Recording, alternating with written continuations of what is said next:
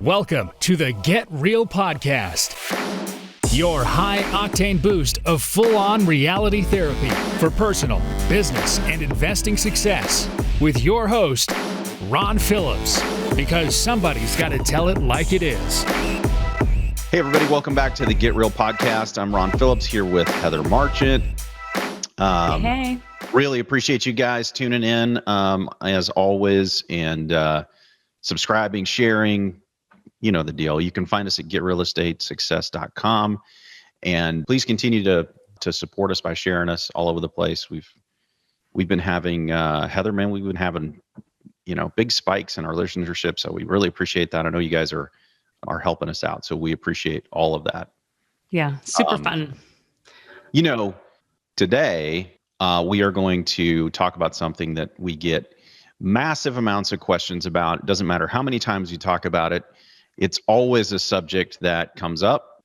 Today we're going to talk about property management, which everybody wants to know all kinds of things about property management. But today we've brought on one of our best property management companies, I think our longest running property management company, and some of our favorite people in the world.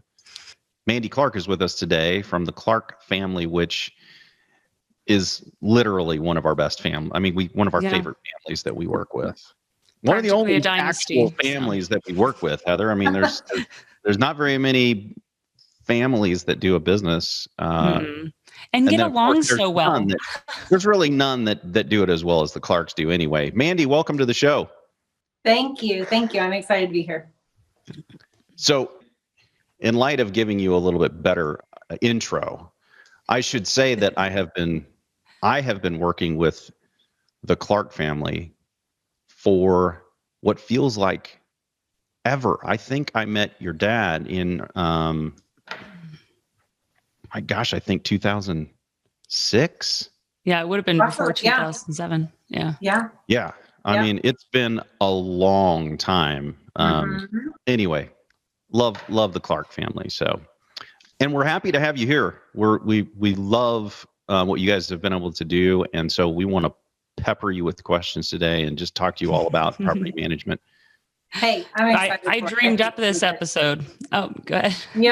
Yeah. Heather did. I watched her. She was like, "Wait, we need to talk about this. Yeah, this is something that people need to know." So. Yes, for sure. When I was in Oklahoma and I recorded a podcast with Brocky, for those of you that haven't listened to that, it's a few episodes back. And I talked to Mandi and was just sitting there saying, man, it would be so great if we could talk about these things that we're, just sitting poolside, discussing options of what helps our clients be good clients of a property management company. Who's your ideal client and how do they interact with you as a property manager? It was actually I actually learned quite a few things. It was really helpful for me. So I'm glad that you're humoring us with taking on this today. Property management is busy. You guys have been, I know you said earlier that you're short-staffed right now due to COVID, and that's crazy. So yes, we're splitting shifts and having different people in the office at different times and all of that. We're making it work. We're making it work. Yeah. So one question I had for you is, how has COVID affected property management in general, I guess?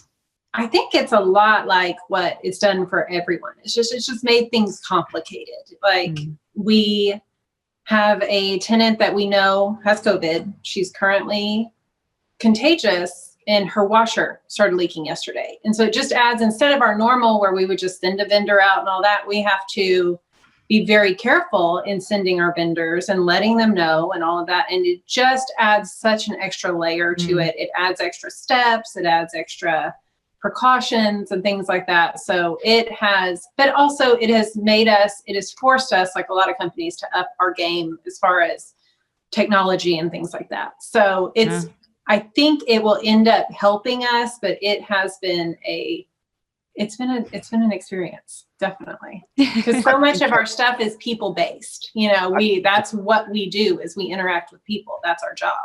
And so when you add this onto it, that's something that's happened to a lot of companies this year, is that it's forced everybody to become better.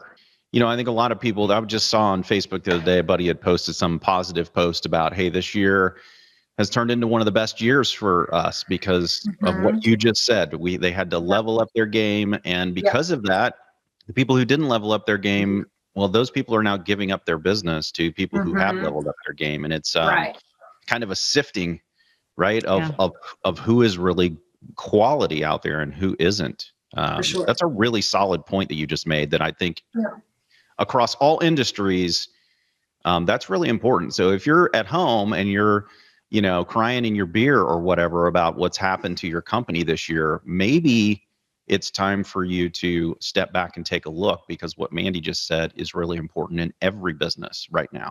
Yeah. It's made us kinder, where I think some people have gotten more harsh. It's made us more kind because when we are talking to our tenants, we have no idea what they're going through. We've had tenant turnover has been crazy. We have had, because people are needing to move. We've had tenants that are moving in with family and things like that. And it brings your humanity to the surface also, which I think is important. Yeah, sure. I agree. So back to the original topic, that was super helpful because I just sidetracked us a little bit, but I thought that would be an interesting perspective for our owners as we're training a client, right? To remember what your property management company is going through with COVID, right? Like, just like you said, your humanity, that they reach out to you and also understand how this has complicated your job on a day-to-day basis. Correct. Right. Yes. So talk to us about communication with owners and the ideal, if you could just paint the picture of how a client should interact with you as the property manager, what would that look like? I think if I was to train my perfect owner, which is what we had talked about at the pool, what would your perfect owner be? Communication with your property manager, again, bringing back that humanity element, is they're people too. They are working hard. They are focused on keeping everybody successful. And we're kind of that middleman. So we want the tenants to have success. We want the owners to have success. Like we need everybody. And so going at it, when I have an owner contact me with a sense of curiosity and not accusation as to what are you doing and why did this happen and all of that, I just think it starts the conversation on such a better foot. There is nothing in property management that's black and white, I feel like. And I feel like that's a misconception that people have, is that this is obviously a tenant expense. This is obviously something that, my ownership shouldn't cover and they should be responsible and things like that. There's almost no black and white. It is all shades of gray. And we are working to find the best, solution to every problem. And so we're dealing with, it's property management, but really it's more people management.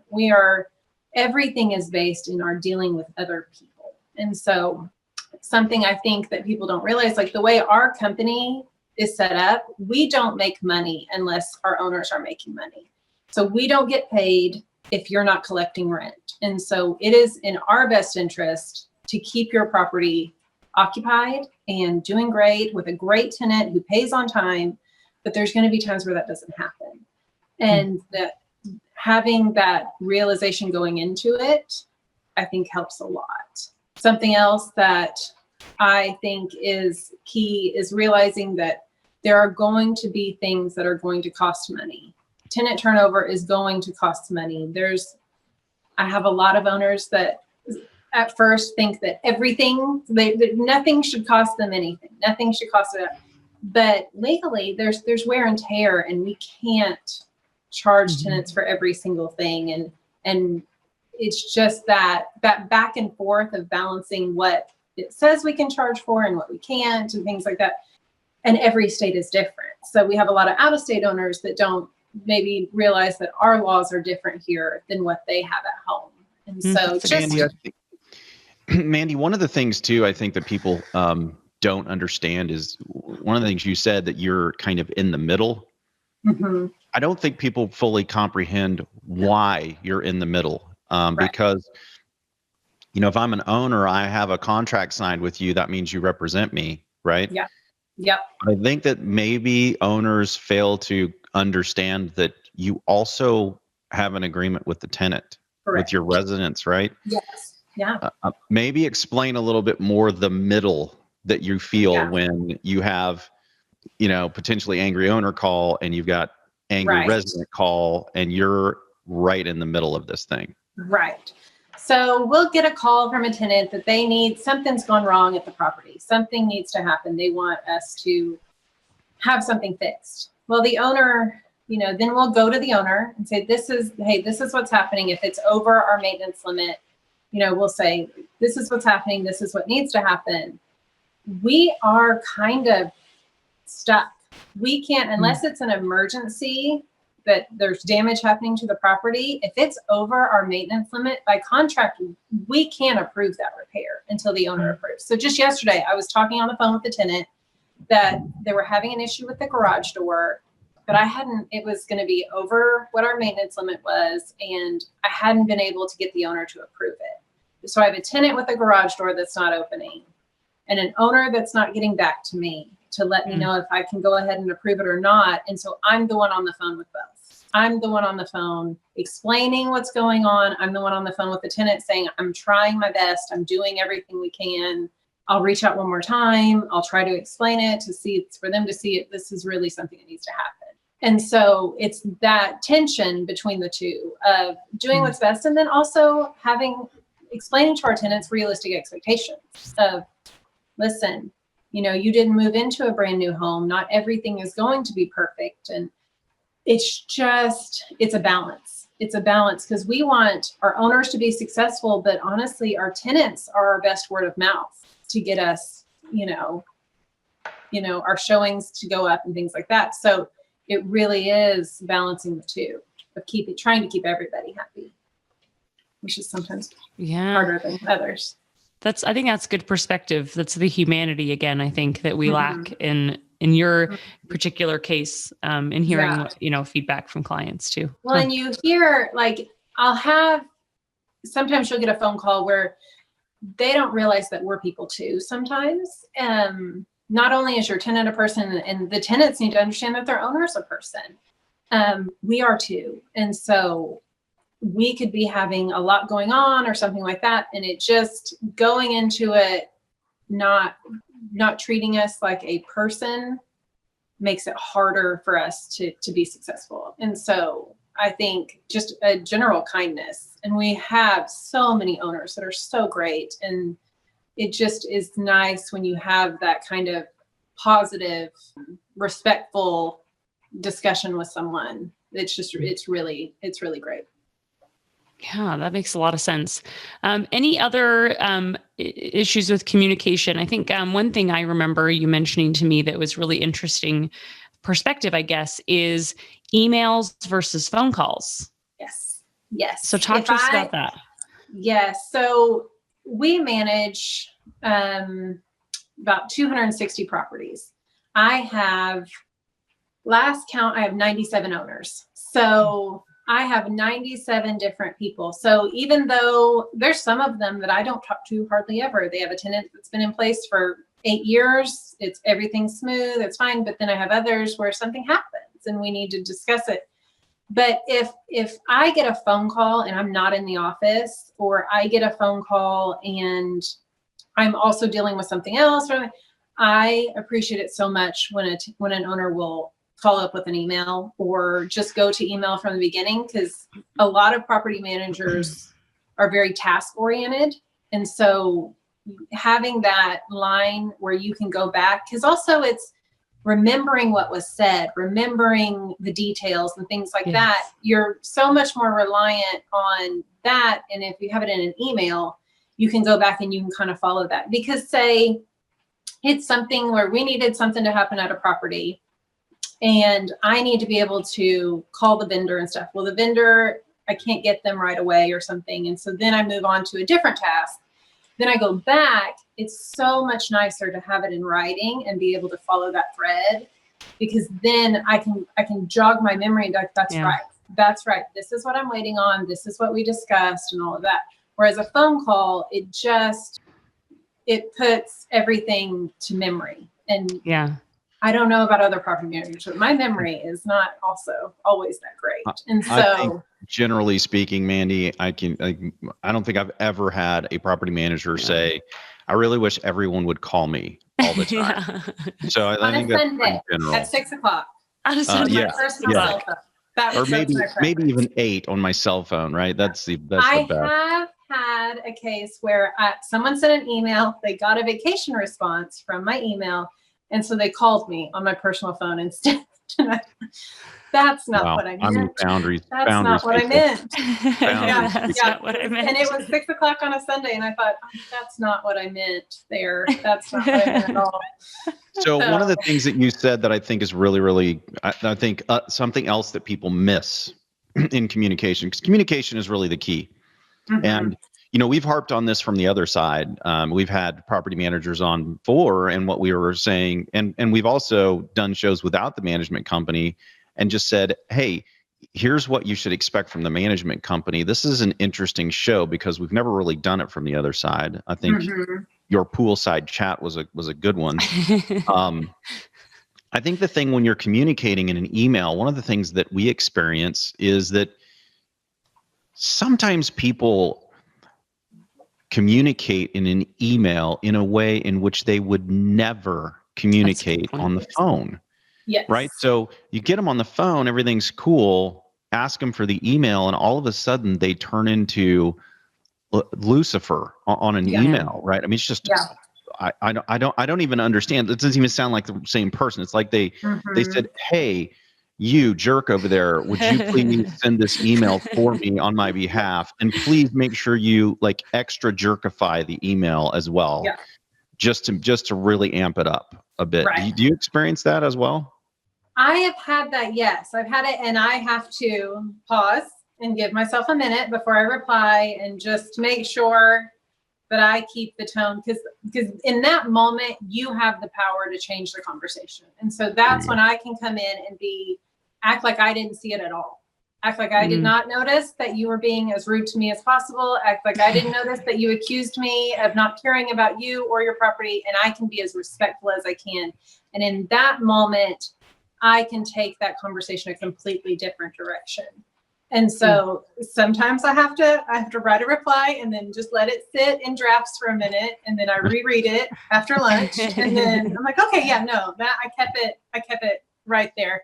But I just think that's something as people, even let's not even say property managers and owners, but just as people, just treating each other like if you like you said, if you would not say that to my face, we don't need to say it in an email. Yeah. Because you could feel really different in about an hour, and that I could have that email forever. And well, you just said, not only do you have the email for an hour, but you reference back to that email for details. So what I wanted to not gloss over here is that if you send this email, it's not that you're going to get someone's attention, because you will get someone's attention, but it's not as if you're going to get someone's attention and then all the rest of your correspondence can be, pleasant.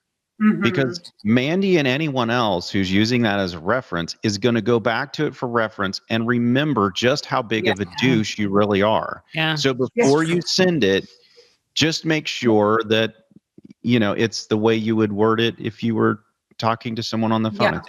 I think that's just a really good and point.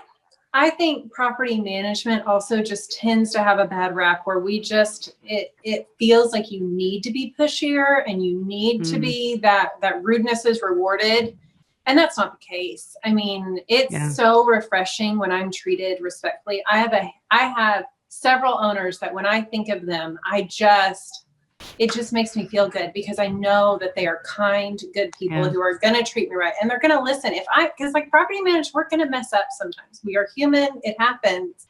And I am always I own up to it right up. Listen, I messed this up. I missed this. I forgot, whatever it is. And I lead with that. And when I see that owner and I see that name and I know it's one of mine that they're going to understand, it's so much nicer to go to them and say, I'm going to make this right and I'm going to fix it. I mean, and I just think people forget that we're people too. just last year, I got a Christmas gift from one of my owners. I've never gotten that before. And now every time she comes up on my list, I'm like, oh, I love dealing with her. That's great. Because you just don't we don't get that. Yeah. I mean, you're kind of the middleman that everybody's mad at a lot of the time. And so it is refreshing, and it does make a huge impression when somebody treats you differently. Yeah, I love that. I can relate to that too, because I've said to Ron so many times, I'm like, do you see this angry email? I said, it's like they think I'm going to be more Johnny on the spot about getting it fixed because of the angry email. And I said, it makes me not want to help them. And I know Ron said the same thing to me before. No, Ron just goes, fire them. We're not working with them anymore. I have zero patience for rude people because I don't need their business. So it's just I just don't have any patience. There's so many better ways. There's so many better ways, and it ends up with so much better of a result, because then the relationship is maintained, because that's what it is. It's a relationship. It's an ongoing, long-term relationship. Yeah, I think that's so important. I think that's probably going to be the theme of this whole episode, is a lot of remembering people and relationships, and communication is so much more important. So, so I have a question I think would help our owners a lot too. So what are some realistic expectations that they can have of their property manager? Or maybe on the flip side, what are some unrealistic expectations that you've seen? Whatever's easier for you to talk to. So I'll probably hit it from both sides. Something that I run into, and I try to tell every new owner that I get, is please keep your property, all the money's in a separate bank account. Like open up a separate bank account just for whether you want to do a group of properties or something. But I've had owners that have it in their main checking account because it's a house they lived in and the mortgage comes out of there. So they just never dealt with it. Because what's going to happen is repairs are going to happen. It is inevitable. And so what I would encourage is you have a separate account. Everything comes in and out of that account. You don't budget that cash flow from that into your, monthly budget. It sits in that account. And then at the end of the year, pay yourself a disbursement from that account if you want to. Leave enough cushion because repairs are going to happen. And if you have that cushion there, the repairs are an inconvenience and not an emergency. And so I can tell you, I know which owners do this and which owners don't by the way they handle my phone call when I say, hey, like Oklahoma, we're famous for wind. The fence is going to blow down at some point. And it's an expensive fix, not expensive enough to really claim it on insurance unless we have other damages. But you're going to have to fix it. And so if you have that money sitting there building up, ready, that phone call goes a lot smoother than the one where it's just intermingled in all your personal funds. And I don't know where the money went. It may sound strange, but I do. I have owners where I know that when I send their disbursements, it's going into their personal checking account. And it just makes everything a lot more difficult. Interesting. Something else I think is just that on that same thing, like I think that's the most is when repairs happen, if owners act like they're shocked that it happened, and it's just part of it. It's part of like your personal house, you're having to do things. My personal house, my dishwasher's going out. I'm going to have to replace it. It's nothing I did. It's nothing I treated it poorly. I didn't stick anything in it that I'm not supposed to. It's just old. It just is time. It's outlived its lifespan.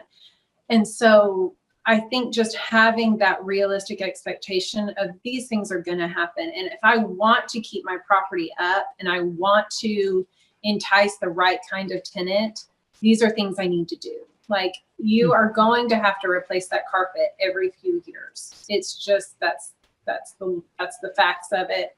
That paint is going to we can touch it up and we're going to do it to the best of our ability. But at some point, we're going to need to repaint the whole house because you're having people in and out of that property. It's not the same as someone living there for 10, 12 years. They're moving in, they're moving out, they're hanging different art, they're bringing different furniture in.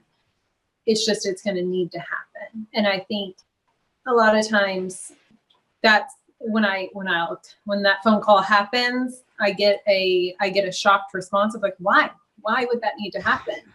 And I think just having a realistic expectation, that's part of my phone call with new owners, is that first phone call is, please open a separate bank account and please know these are the expected lifespan of a lot of your major things. That's good to know. Yeah. Sorry, I cut you off. What else? No, I think those things alone would just be really helpful.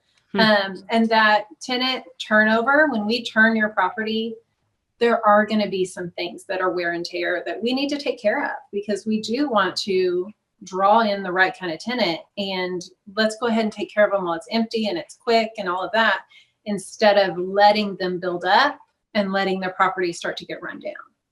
I think I see that with your properties a lot, is that you tend to have a low vacancy rate, and your properties tend to stay rented for long periods of time. The tenants renew more frequently. What would you say you guys are doing to help make that happen as a property management company? I think our screening process is good, which every property manager should have a great screening process, but also we seek out that renewal, because it's a lot easier to just keep the same tenant in there, and it's better for our owners to just keep that same tenant in there. And so we will push and we will push for renewals. And I think it is the condition of the property. It's all about how they feel, and they don't feel like they need to move on to a nicer place or something like that, because we are keeping it up. We are good with our communication. We're constantly trying to better our maintenance, because maintenance is the bane of every property manager's existence. It just is. I think I don't know that will ever change, but we're constantly trying new things and trying to make it better, because it may not ever be easy, but it could always be better. Okay. Yeah, that's a really good point. This is, I think what you just said is really, again, it's one of those things that translates business. So people say all the time, it's easier to keep your team members than it is to hire new team members and train them, right? And the reason that people leave is most often not money. It's not money, because when people move out of a house, they're generally, if they're going to rent again, they're probably in the same price range. Yeah. So what's the real reason they're moving out? Yeah. Well, usually it has something to do with maintenance and coupled with communication or lack thereof, which is a service, right? It's how are you treating the people who are living in your residence, in your properties? Yeah. Those two things is just like, if you guys are out there listening and you're business owners, it's the same exact thing. If you treat the people on your team well and you pay them fairly, they will stay. If you don't, they will leave. And sometimes they'll leave for less money because they don't like you. Yeah. I mean, that's just the reality of the situation.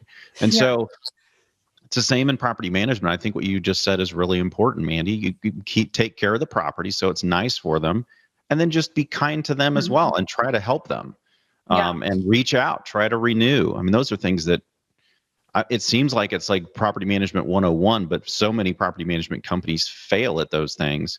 And then they wonder why in the world they've got a 15% vacancy rate. Right. Yeah. Right. Yeah.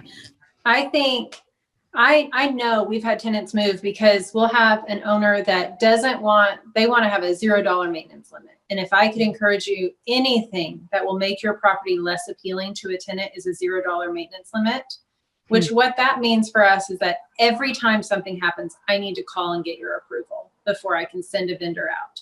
So your tenant is sitting there, like my tenant with the garage door. They're sitting there because they sent that in on Friday. I couldn't get a hold of the owner. So they spent the whole weekend, all Monday. Finally, I got approval Monday, close to lunch. The vendor didn't get to show up until Monday, closer to dinner. So that tenant went almost 4 days not able to open their garage door, and they're frustrated. And then when I have to say, I haven't been able to, get a hold of the owner, I haven't gotten approval for that. It just makes it to where the tenant is more easily frustrated. And so I'll say this in a different way than Mandi did, because Mandi's super nice. I'll just say that if you feel like you have to have a zero limit, you should not own real estate. Yeah. You should do something else with your money. Or if you don't trust your property manager enough, Yeah. that's a signal that something's wrong. And so we do have a couple, and it's one of those where like we get the results of the bad experience they had with somebody else. And so they come in saying, no. And it just makes it really hard to do our job. And it makes it to where there's that lag. Instead of meeting that tenant's need right then, there's a lag in the need being met, which causes frustration, which causes, discontent. And that's the last thing you want. It's a lot cheaper to fix that small item than to pay to have tenant turnover. And so that's something I think is huge. Is we want to do a good job. You do not have to use us. There's plenty of property managers around. We're going to do a good job because we want you to stay. Trust us and let us. There's a system for a reason. It's what we figured out works best. And I just think it would be so much smoother. Just let us do what we're good at. Do you have an amount that you recommend when people ask, like what that limit should be? Our limit is around $200, $250, $200, because that's going to cover small things. The garbage disposal is not working, stuff like that. But major appliances, things like that, it's not going to. That's usually a good range, right about then. And if you get to the point, or if you start at the point where you can't trust the people who you're going into business with, right? Yeah. They're representing your property. If you can't trust them $200 worth, you literally have no business owning real estate. You just shouldn't do it. Go do something else. I mean, we're not treating it like a $200 a month that we get to spend for fun. Right. It's not fun money, right? And right. Sometimes that's the impression that people get. I'm like, no, this is not. It's not. We're just doing what are we going to spend our $200 on this month? That's not it at all. It's truly to meet that tenancy, because if you meet it on the little stuff, they understand when there's a bigger issue, when there's a bigger lag because it's a major appliance or something like that.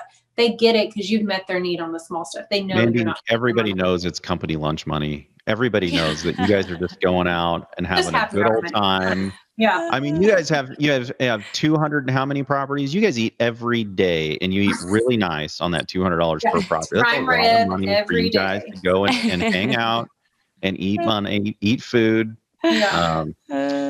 Seriously, don't buy real estate if you can't trust people $200 worth. It's pathetic. Yeah. And once they break your trust, that's fine. It's a lot cheaper lesson. Learn that $200 lesson and move on. Yep. You're going to learn it a lot faster and know that you're not in a good match. So yeah, that's the cheapest lesson in real estate you could have is that $200 lesson of this isn't working.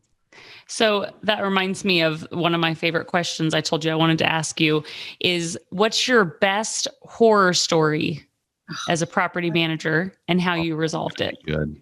I think this will be fun for people. Everybody get your popcorn. Gosh. I think we should do this for a whole episode. Okay, so the funny thing is when I first started, Tanya, our office manager, she does all of our maintenance coordination and stuff. I would get some sob story and I would just totally believe it. Just, oh, that's terrible, whatever. And she just looked at me, she's like, man, you haven't been at this for long. I thought, oh, okay. There it is. So probably my funniest story, but yet also a story of the reason you should have a property manager. So we have a property that they were doing work on the adjacent property, and it was Friday, it was late. The vendor working on it wasn't one of ours. I think it was a city or something. They turned the water off to make sure that was fine because they weren't done. Well, they didn't realize the water was connected to the property next to it. Oh. So I get a call at 10 o'clock at night that there's no water at this property. This woman has a newborn baby, other children in the home. They've got no water. It's 10 o'clock at night. Like, how is she going to fill a bottle? How is she going to bathe her children? The thing that they've locked is behind a locked gate. I can't get to it. I can't climb this fence and get to it. The city will not even, they're gone. There's nothing. I end up driving to the office, getting a case of water, taking it over there and putting it on the porch. This house is on an acre. I trip on the way. I trip over a toy in the yard, flat on my back, case of water on my chest. And I laid there for a minute, like, what has happened that I am here right now? Like, what is happening? I'm in my pajamas. I'm in my house shoes. Because just that thought of, I'm not going to leave this woman stranded. Like, it's like us moms, we know, like, we're not going to do that to each other. I can imagine how I would feel in that position. And so I'm at 10 o'clock. That's how I ended up, flat on my back and a case of water on my chest in the middle of their yard at 10 o'clock at night. And that owner still does not know about that to this day. Like, they never even knew it happened. I never even had to call them. I handled it. I dealt with it, and it was fine. And so we still laugh. It's the office joke of like, oh my goodness. And dedication right there. Yes. That's impressive. Well, it's knowing. And so, but I mean, we've had tragedy. We've had tenants die in the property, and we've had properties burned down to the ground. And we were there while the police were there. Like, we were there finding these tenants other places to live, before the owner even knew about it, because both of them actually happened in the middle of the night. And so we were there trying to figure it out, like talking to the police, trying to, the fire, the tenant, their pets were trapped inside. So we're sitting there talking to the tenants. When we had the tenant that passed away, we're meeting with their family so they can collect their personal possessions and all of that. It's all of those, our owners didn't even know till 12 hours later. Like, we were handling it, we were dealing with it. And so it's when you're doing that kind of stuff, and then you get back into the office and get that phone call of acting like, well, you don't even care. We care. We really do. And the best thing is, we're doing our job when you didn't even know there was a problem. Yeah. We just handled it. That's a really good point. Like, you didn't get the 10 o'clock call in the middle of the night that there was no water. I did. And I dealt with it, and I handled it. And so I think that's where we prove our value, is in those times of crisis. That's what it is for us. But man, wow, that's impressive. That's a good one. I haven't heard anything quite so. It makes sense, because I haven't talked to property managers to get horror stories. I only know the owner side, right? So yeah. And owners have them too, and they're valid. It's just that of realizing, that we all have stuff. We all have things that we're doing that you have no idea about, and we're doing our job. Like, I was doing my job when I took that mom water. I was doing my job when I was meeting with the police to make sure that the fire was contained. That's what we do. Yeah, I think it's important that everybody realize, when you're frustrated, just understand that there's someone who's dealing with the problem, who's probably equally as frustrated. And then there are, folks in the house who are also dealing with whatever issue it is. And they're equally as frustrated. So calling and screaming at people or writing the angry email doesn't really help anybody. It doesn't get anything done. If anything, it makes people not like you. And I don't know about everybody who's listening, but when I don't like people, I usually don't move mountains for them. It's usually not my first inkling is to go, you know what? I think I'm really going to help them. I usually help the people who are like the ones you were talking about, Mandi, that the one person that sent you a Christmas present that you now remember all the time. It's usually those people, right? Yeah. So moral of the story here is, go back and listen to all the tips, because there were some really, really cool tips in this episode from Mandi. And if anything, we've said this, I don't know, Heather, how many times have we said this? Don't be a jerk. Yeah. Just don't be a jerk. It's super simple. Yeah. Not just with your property manager, just with pretty much everybody, right? Yeah. Make it a habit. Not the lady behind the Delta counter. Nobody, right? Just don't be a jerk. It's, they didn't break the plane. Mandi didn't break the house. It's just that's not the way it works. So don't be a jerk. Yep. Yep. That's a great moral to this whole episode. I think that's excellent and it fits really well. So Mandi, we appreciate you. Thank you for tirelessly helping our clients and myself, because you manage one of my properties. I drove by it and I was like, man, Hallmark's the best. So thank you. The whole Clark family is the best. If you guys didn't hear the episode with Rocky and you go back and listen to that, the Clark family, it just rocks in general. So some of our favorite people. Mandi, thank you for joining us. It was really a pleasure to have you on the show. Thank you. Thank you for having me. I love to bring a different perspective to it, because I do think sometimes this is the one that's missing in the conversation. So I think it's great. Awesome. Thank you. Okay, everybody, if you like the episode, which you have to because Mandi rocks, then you give it a thumbs up and leave some feedback. Again, share this with everybody. Really appreciate you guys out there listening all the time. Let us know what you want to hear. We're going to do a couple of shows coming up from people who have told us what they want to hear. So if you want us to do a show on what you need to learn about, then let us know. You can find us at getrealestatesuccess.com.